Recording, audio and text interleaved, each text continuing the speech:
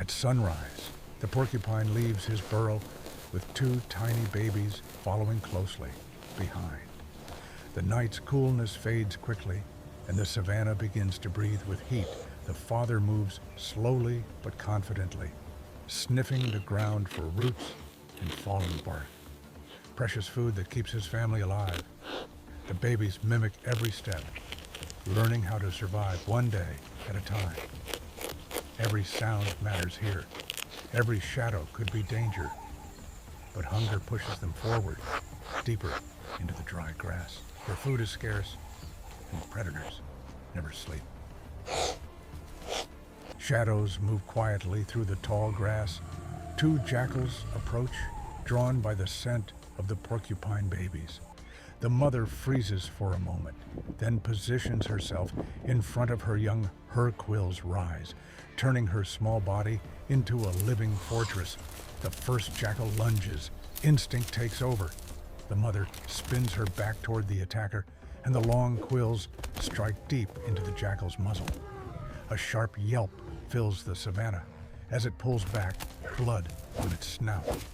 The second jackal tries circling, hoping to slip past her defenses, but she reacts instantly, thrusting her quills again, forcing the predator to leap away in pain. For jackals, this hunt is no longer worth the risk. Wounded and frightened, they retreat into the grass, leaving the mother victorious and her babies unharmed. The midday heat presses heavily on the savanna when a distant crackle breaks the silence. Dry grass rustles in the wind, and suddenly a spark turns into a wall of fire. The porcupine father senses danger before the flames appear. He grunts sharply, signaling the two babies to stay close. Smoke drifts low across the ground, and the fire spreads fast. Too fast. With no time to waste, he guides his young toward a cluster of rocky shelters. The dry grass behind them ignites in a rush.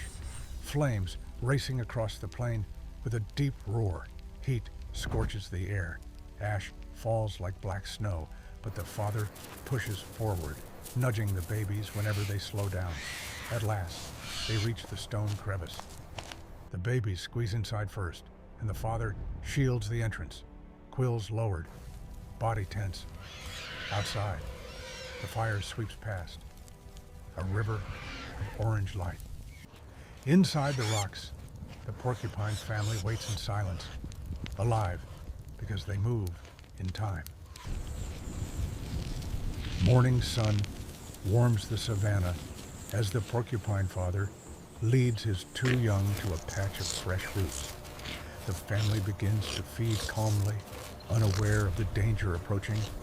From the tall grass, a lion watches them in silence. Each step is slow, careful, hidden by the bright daylight. The porcupine father senses the threat. He lifts his head, raises his quills, and positions himself in front of the babies. Suddenly, the lion charges, a burst of power across the open ground. The porcupine reacts instantly, spinning sideways and striking with his sharp quills. The lion swipes, but the quills cut into his leg, forcing him to recoil with a frustrated growl.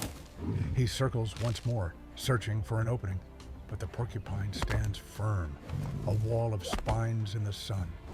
Finally, the lion gives up and disappears back into the grass.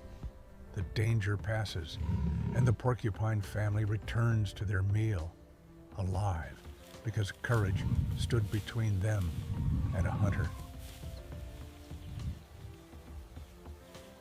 Under the warm afternoon sun, the porcupine babies rest near the entrance of their rocky shelter.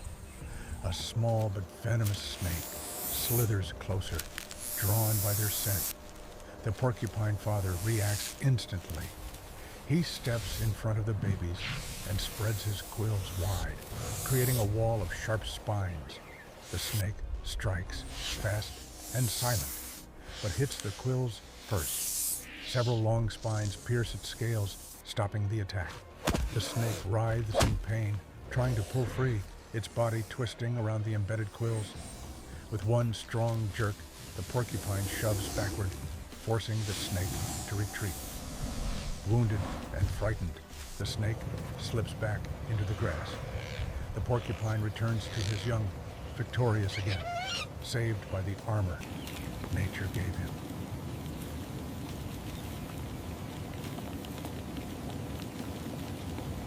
The afternoon sun heats the savanna as the porcupine family explores the new feeding area.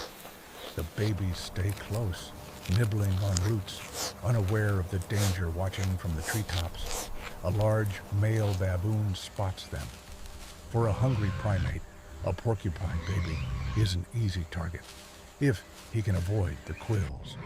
With a harsh bark, the baboon climbs down and approaches fast, kicking up dust with each stride.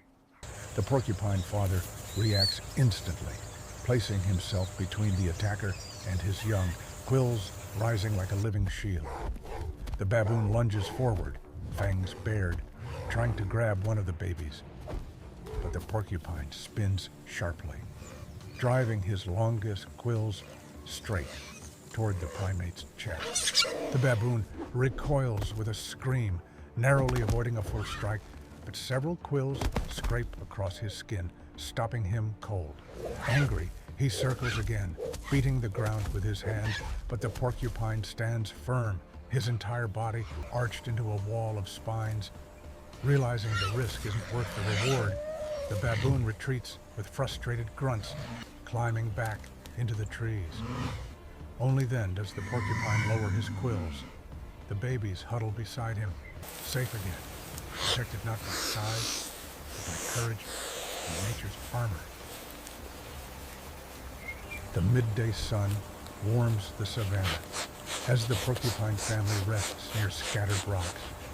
The babies wander just a few steps away.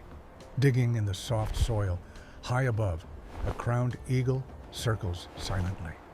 Its sharp eyes lock onto the smallest baby, the perfect target. Without warning, the eagle dives, slicing through the air in a deadly drop. The porcupine father reacts instantly. He throws himself in front of the baby and raises his quills in a burst of defense. The eagle strikes with outstretched talons, but hits the porcupine's sharp quills instead. A screech echoes across the savanna as the predator pulls back, feathers scattering. Realizing the danger, the eagle rises back into the sky and retreats. The porcupine lowers his quills as the babies rush to his side. Safe, once again, saved by courage and nature's armor.